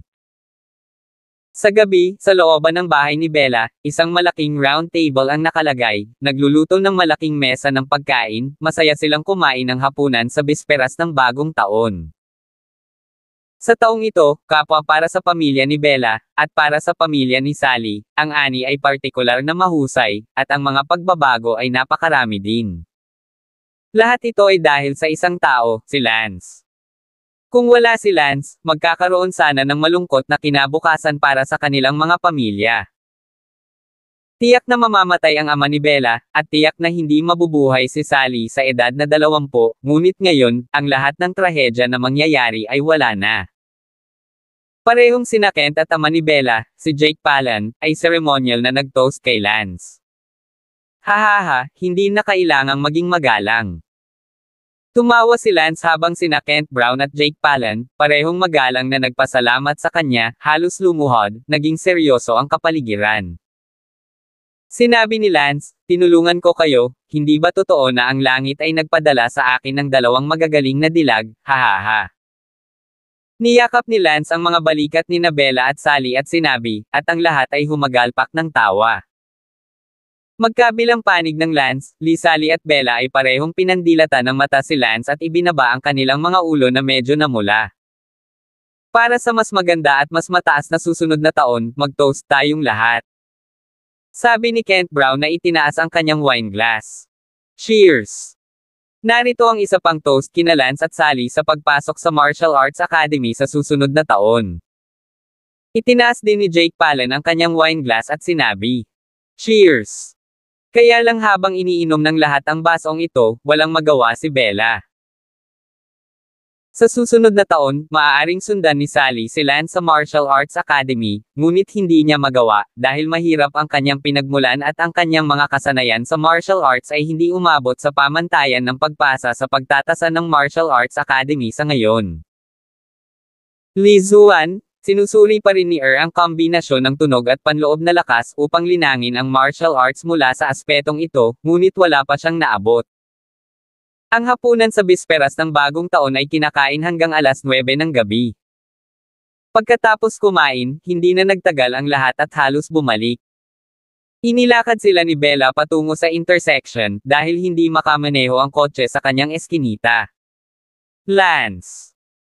Sa intersection, mahigpit na niyakap nina Bella at Lance ang isa't isa habang nakangiti si Kent, Sally, bumalik muna tayo at iwanan muna sila saglit. Hinailan ni Kent si Sally papunta sa kotse at umalis, si Eden, Adan at ang iba pa ay sumakay sa isa pang kotse. Nagyakapan sina Lance at Bella sa intersection, sa ilang kadahilanan, si Bella ay lalong gustong makasama ni Lance ngayong gabi, mas mabuti sa buong gabi, dahil ba ito sa bagong taon. Kumakain ng rot ng bagong taon. 368. Nagyakapan sina Lance at Bella sa intersection sa loob ng 10 minuto bago naghanda si Lance na bumalik. Habang pauwi, nakatanggap si Lance ng tawag sa telepono. Hello? Sino dyan? Tanong ni Lance, ngunit walang sinabi ang kabilang partido, at sa wakas ay ibinaba ang telepono ng may buntong hininga. Nagsalubong ang mga kilay ni Lance, at narinig niyang babae ito. Kahit papaano, sino ang tumatawag sa akin sa bisperas ng bagong taon, tumatawag at hindi nagsasalita. Dahil sa curiosity, tumawag muli si Lance. Sumugod ang kabilang partido, ngunit hindi nagsalita. Sino ka? Bakit mo ako tinatawagan at sinusundo at hindi nagsasalita? Pagkalipas ng ilang segundo, walang pakialam ang boses ng kabilang partido at sinabing, wala. Natigilan si Lance, nang marinig ang boses na narinig na niya kung sino siya. Ikaw pala. Hindi inaasahang sabi ni Lance. Kilala mo talaga ako. Brenda, bakit mo ako tinatawagan sa telepono kung hindi mo ipinagdiriwang ang bagong taon? Walang galang na sabi ni Lance. Accidentally pressed the wrong button, I'm hanging up. Agad na binaba ng kabilang partido ang telepono. Tumibok ang puso ni Lance, maaaring masyado siyang marahas na nagsalita, kaya mabilis niyang ibinaba ang telepono. Sa sandaling ito, sa isang partikular na hotel sa London City, sa isang pribadong silid, isang magandang batang babae na may napakagandang hitsura at isang ugali na parang hamog na nagyelo ang nakaupong mag-isa sa mesa. Siya ay si Brenda, ang assassin na pinangalanang Night Hitomi. Si Brenda ay nag-iisa, nakatingin sa mga paputok sa labas ng bintana at bumubulong sa sarili, bagong taon na naman, bakit ko piniling pumunta dito?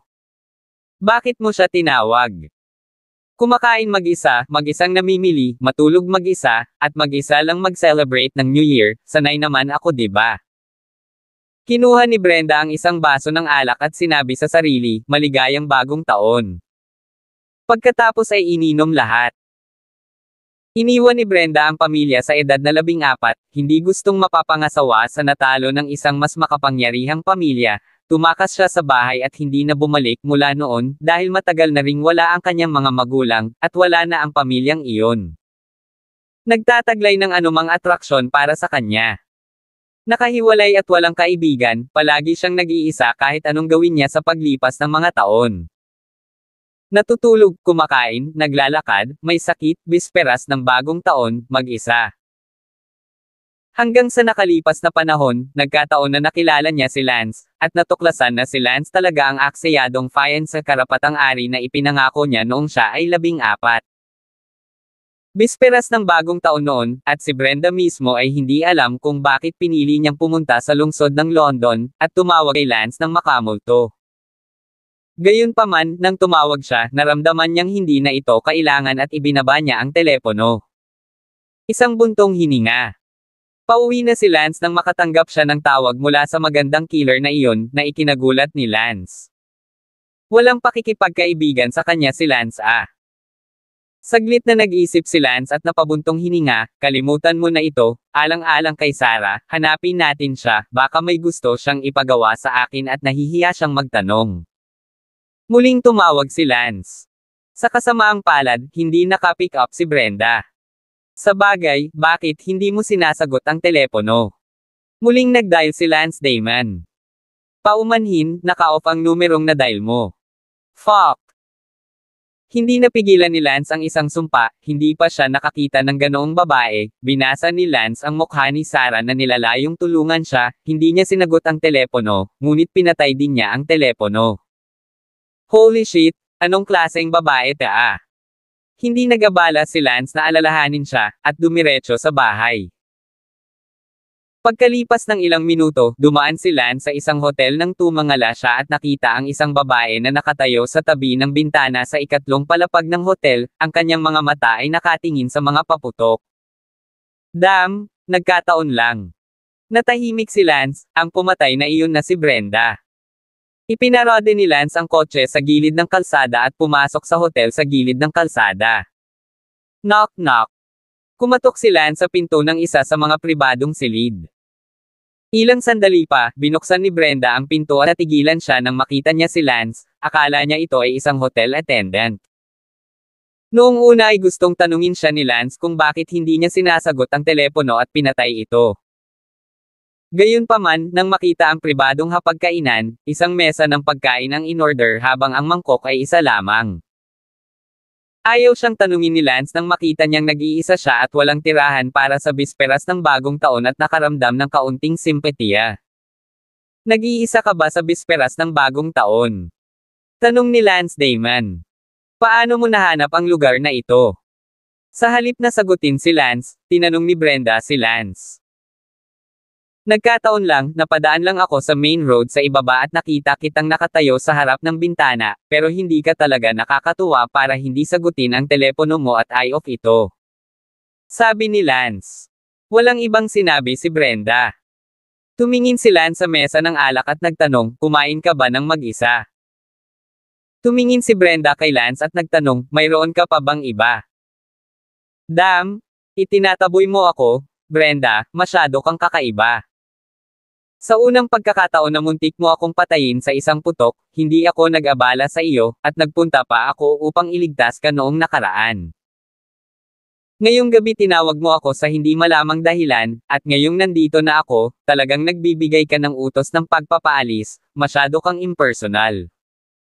Paumanhin, wala akong gustong pag-usapan sa iyo. Medyo nagkasala si Brenda, nagsasabi ng totoo si Lance at nagligtas sa kanya. Ayos lang, akala ko sa una ay tinatawagan mo ako dahil may ipapagawa ka sa akin, pero ngayon mukhang mag-isa ka lang sa bagong taon at wala kang kaibigan, kaya gusto mong pumunta ako para makasama ka. Sabi ni Lance. Hindi. Agad na sagot ni Brenda. Since hindi naman, then why are you calling me? And you actually remembered my phone number, between us, parang wala tayong friendship, you really make me see through it. Kung wala na, pwede ka nang umalis, kakain na ako. Kinuha ni Lance ang isang pares ng chopstick mula sa aparador at ngumiti, sinasamahan kita sa bisperas ng bagong taon, dahil nag-iisa ka at nakakaawa, ginagawa ko ito para sa kapakanan ni Sarah. Hindi na kailangan. Sabi ni Brenda, ngunit naupo na si Lance. Walang ibang sinabi si Brenda. Ibinuhos ni Lance ang kanyang sarili ng isang baso ng alak at sinabing, halika, uminom ka, huwag kang tumayo dyan. Itinaas ni Brenda ang baso ng alak na may blankong ekspresyon at walang sinabi, sabay-sabay na ininom ang lahat. Ibinaba ni Brenda ang kanyang baso ng alak at pinanood si Lance na kumakain ng pagkain sa mesa ng walang anumang kabastusan. Sa unang pagkakataon sa lahat ng mga taon na ito, may sumama sa kanya para sa bisperas ng bagong taon, biglang nakaramdam ng init.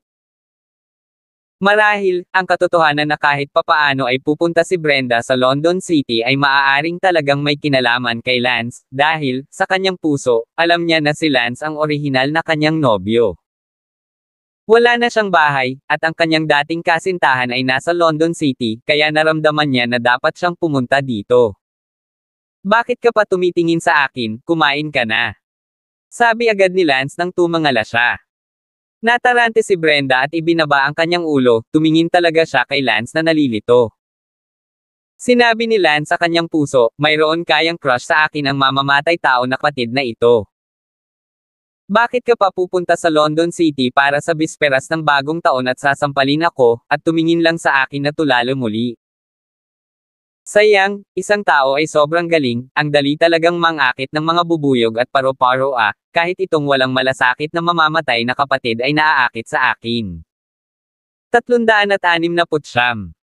Tanong ni Lance, bisperas ng bagong taon, bakit hindi ka umuwi? Walang bahay. Sabi ni Brenda, matapos mahuli ang isang piraso ng puting fishball sa kanyang bibig, nakita ni Lance ang kanyang cherry mouth at nakitang medyo nakatutokso ito.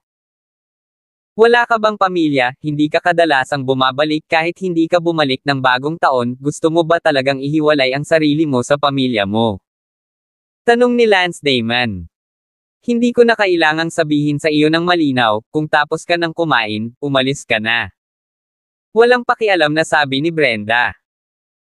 Nako, ikaw, napakawalang puso mo, sinasamahan kita sa bisperas ng bagong taon at pinagtatabuyan mo ako, pero ayoko lang umalis.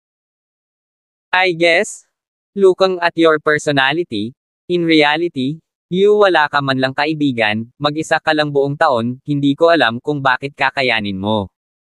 Sabi ni Lance sabay buntong hininga. Hindi pinansin ni Brenda si Lance, gumagalaw ng maganda at kumakain ng mga fishball, tila medyo gusto niya ang mga fishball. Bagamat hindi pinansin ni Brenda si Lance at ang kanyang mukha ay may malamig na ekspresyon, talagang nagpapasalamat siya na si Lance ay kumakain kasama niya sa loob, ngunit hindi siya isang taong magaling magpahayag ng kanyang sarili.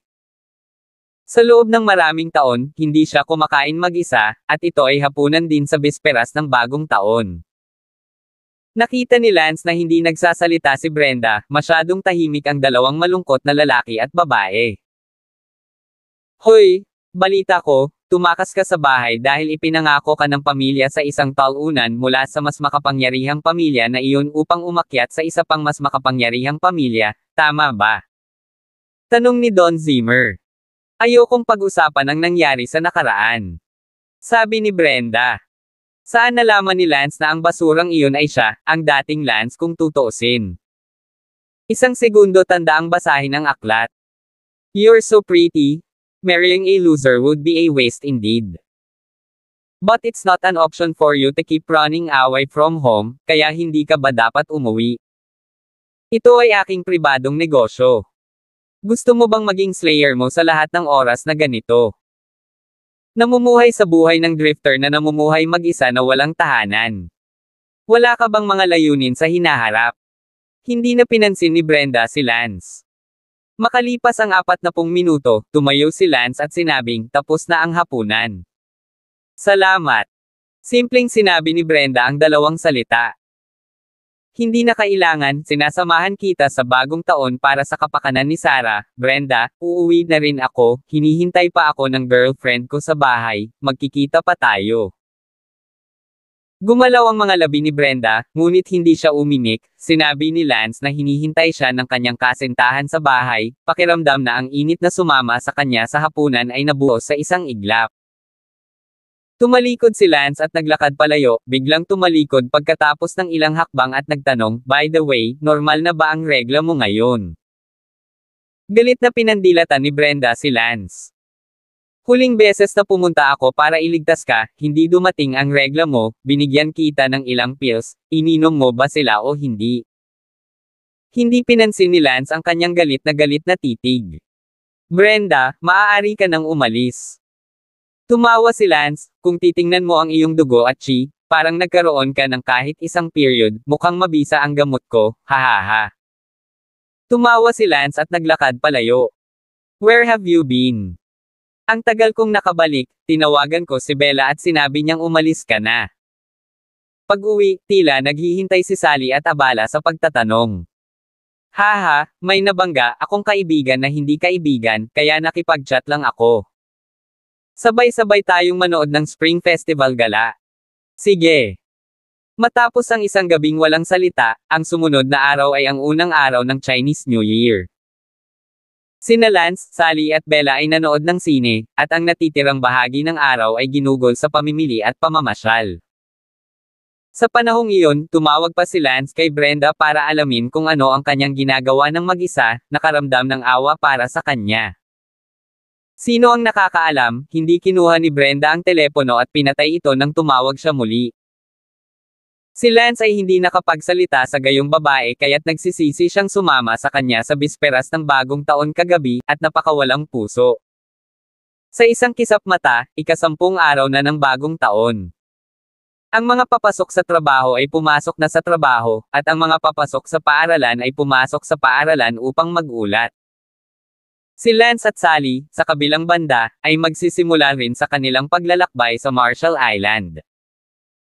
Para kay Bella, ang kanyang lakas ay hindi pa umabot sa punto kung saan masusuri niya ang Marshall Academy, kaya mananatili siya sa lungsod ng London sa ngayon.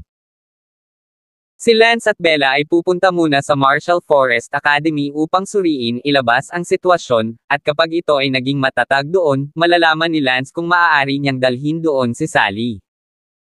Sa ika-11 araw ng unang buwan, sina Lance at Sally ay nagsimulang maglakbay. Una, sumakay sila ng eroplano patungong Tianan Province at pagkatapos ay lumipat sa kanilang destinasyon, Woolen Island. Ang Tiananfo ay ang kabisera ng lalawigan, at ang administratibo ang mga unit mula sa pinakamalaki hanggang sa pinakamaliit ay Fu County at lungsod ayon sa pagkakabanggit. Halimbawa, Tiananfo, Dongyang County, at London City. Sa paliparan ng lungsod ng London, dumating si Kent gayon din si Bella upang magpaalam kina Lance at Sally. Nakita ni Bella na aalis na si Lance, at walang sinasabi kung kailan sila susunod na magkikita, tumutulo ang mga luha sa kanyang mukha. Gusto talaga siyang ilayo ni Lance, ngunit hindi pa siya sigurado sa sitwasyon doon, kaya minabuti na mauna na lang at bumalik para sa kanya matapos itong maging matatag. "Bella, sa London City ka muna mag-aaral, huwag kang mag-alala, sa oras na pumayag ang sitwasyon, babalik ako para sunduin ka, baka hindi maganda na dalhin kita agad doon." "Manam, naiintindihan ko." Palihim na sabi ni Bella. Niyakap ni Lance si Bella Palan. Umiyak din si Sally Brown. Si Sally Brown lang ang umiiyak dahil hindi niya matiis na iwan ang kanyang ama, at hindi umalis ng bahay mula noong siya ay bata. Ngumiti si Kent at tinapik ang balikat ng kanyang anak at sinabing, "Kapag pumunta ka sa Martial Arts Academy, kailangan mong makinig kay Lance at huwag maging matigas ang ulo, ngunit napakagaan ng loob ko na nandito si Lance." Sa oras na ito, dumating din ang 2 pang tao ng London City na nakatanggap ng admission notice mula sa Martial Arts Academy. Hindi nila inaasahan na aalis din sila ngayon. Ito ay si Lin Chaofeng, ang unang nagwagi ng pwesto sa 10 Outstanding Youths, at Bai Yijian, ang nagwagi sa ika-2 pwesto. Nang makita ni Lin Chaofeng na umalis din si Lance ngayon, gusto niyang palitan ang kanyang tiket. Labis niyang hindi nagustuhan si Lance kaya ayaw niyang umalis kasama niya. Gayunpaman, ngumiti si Lance nang makita niya si Lin Chaofeng sa halip. Lin Chaofeng, magsisimula ka na rin ngayon, kaya nagkataon, sabay tayo sa kalsada, nagkataon lang na may kasama tayo. Sino ang magiging kasama mo? Ngumuso si Lin Chaofeng at dumiretso upang tingnan ang mga tiket. Napabalik si Bai Yijen na iyon at binati si Lance, Lance, magandang bagong taon. Haha, Bai Yijen, Happy New Year din sa'yo. Tumingin si Bai Yijen kay Sally, pupunta rin ba siya? Ay, sorry, nakalimutan ko, si Sally ay isa ng malakas na tao na tinalo si Lin Chaofeng. Pagkatapos magpaalam sa kanilang mga kamag-anak, sumakay sina Lance at Sally sa eroplano. Nasa unang klase sina Lance at Sally, gayon din sina Bai Yijen at Lin Chaofeng. Isinuot agad ni Lin Chaofeng ang kanyang headset pagkasakay niya sa eroplano at hindi man lang tumingin kay Lance, hindi nag-abalang magbayad si Lance. Pansin sa kanya at tumawa kasama si Sally. Tila medyo nasasabik si Sally na magtungo sa maalamat na Marshall Island, hindi alam kung anong uri ng lugar iyon, at kung maa-assess ba niya ang pagpasok sa akademya. Pagkatapos ng 5 oras na biyahe sa eroplano, dumating si Lance at ang iba pa sa malaking lungsod ng lalawigan ng Tianan. Sa sandaling lumabas sila ng airport, napagtanto ni Lance kung ano ang isang malaking lungsod. 370. Ang nakaraang lungsod ng London, inakala ni Lance na ito ay sapat na may populasyon na 4 hanggang 5 milyon at matataas na mga gusali sa lahat ng dako. Ngunit pagkarating sa kabisera, napagtanto ni Lance na mayroon talagang isang langit sa kabila ng langit, at ang lungsod ng London ay malaki talaga compared sa Tianan Province. Nang makita ni Bai Yijen ang nakakatakot na titig ni Lance, agad siyang ngumiti sa isang kasiya siyang paraan at sinabing, Lance, ang Tianan Mansion ay napakalaki, itong Tianan Mansion, ang populasyon ay higit sa 30 milyon o. Dito, ang malalakas na tao ay parang ulap, at narinig ko na madalas nakikita ang mga eksperto sa antas ng Hautian. Ay, oo, hehe. Bumili tayo ng tiket at tingnan kung kailan available ang flight papuntang Marshall Island. Sabi ni Bai Yijen. Mabuti. Pagkatapos nito, si Lance at ang iba pa ay nakabili ng mga tiket sa Woolen Island. Ito ay kabuoang $73,000. Sabi ng tindero ng tiket. Isang tiket para sa 19,000, nagulat din si Lance, ngunit hindi ito nakakagulat dahil ang Woolen Island ay malayo sa mainland, at aabutin ng halos 2 araw upang makasakay sa eroplano. Alas 10 ng gabi ang boarding time, at may 4 o 5 oras pa bago umalis. Nagring ang telepono ni Lance, at si Bella iyon. Si Bella ay nakaupo sa bahay ng mag-isa, nakakaramdam ng sobrang pagkabagot, at ang lungsod ay may nawawalang tao, na nagpaparamdam sa kanya na hindi siya maaaring manatili. Ang unang bagay na kailangan mong malaman ay kung paano makuha ang pinakamahusay sa iyong anak. Unang URL mi 1/4 Concho 8. Net. Pagkatapos makipag-chat kay Bella sa loob ng 1 oras at kakababa lang ng telepono, muling nagring ang telepono ni Lance. Inisip ni Lance na si Bella na naman, at nang tingnan niya, hindi pala. Ito ay ang maliit na kagandahan ng hacker. Kuya Lance, congrats! Oh, pupunta ka sa Martial Arts Academy, I wish you a safe journey. Sarah, paano mo nalaman? Nakita ko yan sa London Window Forum mo, masyado kang tanga para hindi sabihin sa akin. Oy, Sarah, salamat sa pagtulong mo sa akin noong nakaraang taon, mag-aral ka ng mabuti. Well, gagawin ko. Matapos maghintay ng ilang oras, muling sumakay sa eroplano sina Lance at Sally. Sa sandaling ito, sa buong Yanhuang Empire, sa bawat gobyerno, bawat county, at bawat lungsod, hindi mabilang na mga kabataang talento ang sumakay sa eroplano patungong Marshall Island. Pagpunta sa assessment, at kung bumagsak sila sa assessment, mapipilitin na naman silang umalis sa Marshall Island. Sa ibang bahay, sumakay si Elsa sa eroplano na may palm mula sa kanyang mga magulang at kamag-anak, gayon din kay Yana at sa iba pa. Ang isa pang anak ni Kent, si Winnie, ay halos sumakay na rin sa eroplano, at hindi mabilang na mga henyo ang pupunta sa pinakamalaking martial arts academy na iyon. Kinailangan ni Lance at Sally na gumugol ng susunod na 2 araw sa eroplano, medyo mahirap para kay Lance, ngunit sa kabutihang palad ay naroon si Sally para samahan.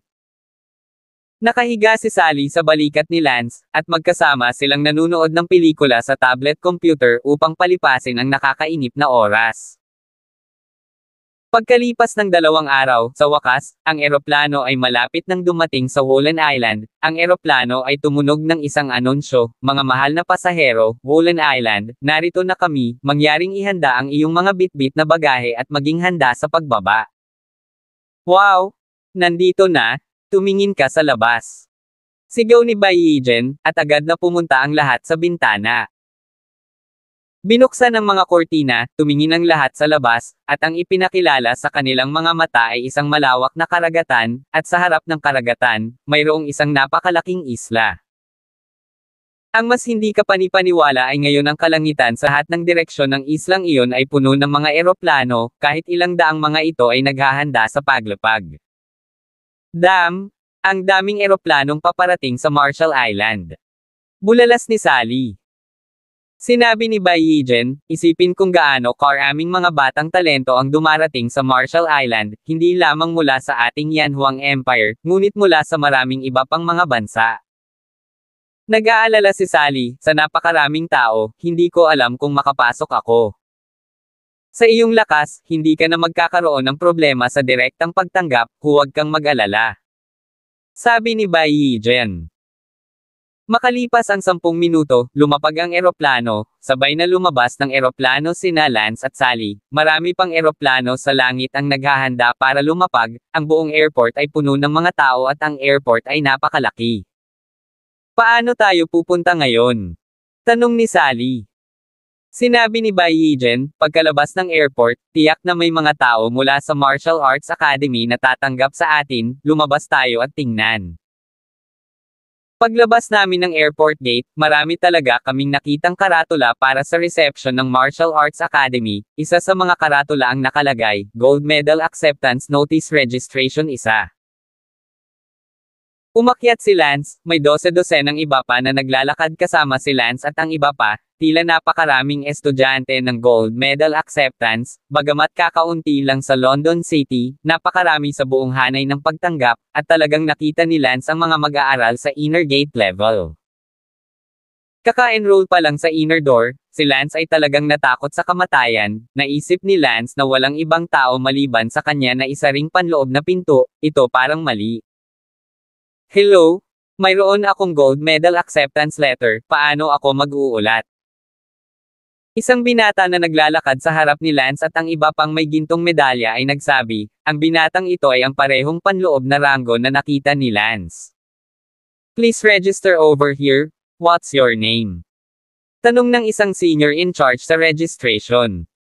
"Crow Wolf." "Mula saan?" "Green Union House." "Pwede ko bang tanungin kung nabuksan mo na ang Ren at Dow veins?" "Ilang taon ka na?" Ngumuso ang binata na iyon, "Inner beginner na ako, akala mo ba nakalusot ako?" Nagulat ang nakatatandang reception na iyon at magalang na sinabing, "Napakakapangyarihan ni Brother Wu, ang pangalan ko ay Zhang Lin, mangyaring alagaan mo pa ako sa hinaharap." Hindi ka panipaniwala na talagang hiniling ng senior sa bagong dating na alagaan pa siya. Walang anuman. Ang lakas ng reception senior na iyon ay nasa dulong labas lang ng gate. Taon-taon sa simula ng taon ng pag-aaral, magkakaroon ng ilang partikular na makapangyarihang mga bagong mag-aaral, ilang partikular na makapangyarihang mga bagong mag-aaral na ang lakas ay lumampas sa lakas ng maraming nakatatanda bago pa man sila pumasok sa paaralan, at ang binatang ito na tinatawag na Crow Wolf sa kanyang harapan ay isang makapangyarihang bagong estudyante. Sally ay lihim na nabigla, sa kanyang likuran sina Bai Yijen at Lin Chaopeng ay biglang nakaramdam na magiging ordinaryo, sa lungsod ng London, sila ay 10 natatanging kabataan, sinasamba ng mga tao ng lungsod, ngunit sa sandaling dumating sa Marshall Island, ang kanilang pakiramdam ay napakakaraniwan. Para sa isang sandali ay medyo wala sa lugar. Tiningnan ni Bai Yijen si Lance na may inggit sa kanyang mga mata. Si Lance kahit na dumating siya sa Marshall Island, kabilang pa rin siya sa kategorya ng tuktok ng mga baka, ang mga bagong estudyante na nakarating sa inner gate bago pumasok sa paaralan. Susunod. Ang pangalan ko ay Bai Yijen, mula sa lalawigan ng Tianan. Ako ay 21 taong gulang. Nabuksan mo na ba ang mga ugat ni Ren at Zhu? Hindi. Anong level ng martial arts? Level 69. Mangyaring pumunta doon upang i-verify ang gintong medalya. Oo. Pumunta si Bai Yijen sa kabilang panig, at tila may ibang lugar na pupuntahan ang mga hindi nakalusot sa Rendo at Doke kaysa sa mga nakarating. Ang sumunod na nagparehistro ay si Lin Chaofeng, na hindi rin nakalusot at sumunod kay Bai Yijen. Umakyat si Lance. What they doing, keep on doing.